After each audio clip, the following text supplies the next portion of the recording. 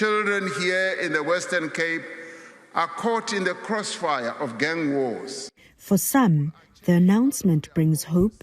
For others, it raises hard questions. The Cape Flats has seen army deployment before in 2019. Soldiers were sent in after a spike in gang violence and murders.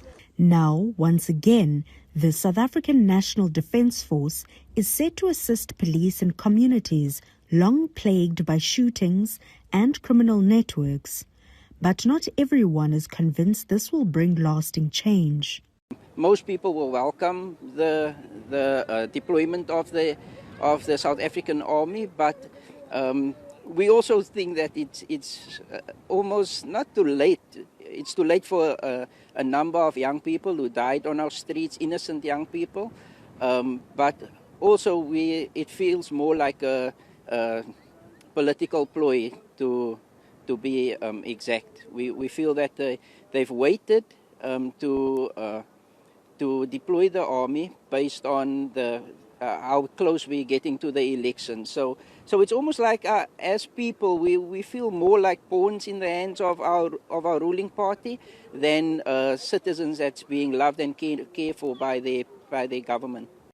Some argue that while the deployment may offer temporary relief, it signals that police have not been able to fulfill their core mandate.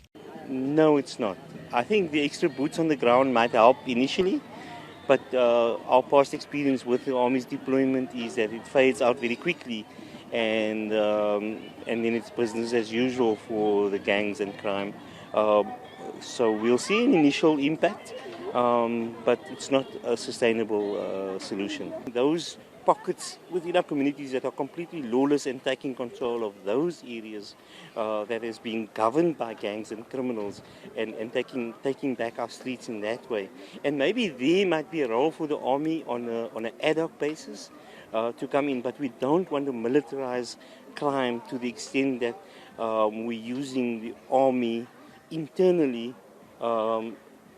We should have capacity within our police and within our local structures.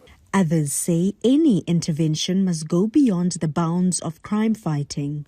Until such time those things are not being addressed, we will find crime and criminality, because our people are... The city is a city of two tales. You have the rich and the poor, and on the Cape Flats is the poor, so they fed for their livelihood on the Cape Flats, and that shouldn't happen. That we should also be part of the broader Cape Town. I'm also asking SANDF to enhance our skills of our SAPS members. As government finalizes plans for the deployment, residents say success will not be measured by the number of soldiers on the street, but by whether safety remains after the army leaves. For Newzroom Afrika on Channel 405, I'm Nasiphi Same in Cape Town.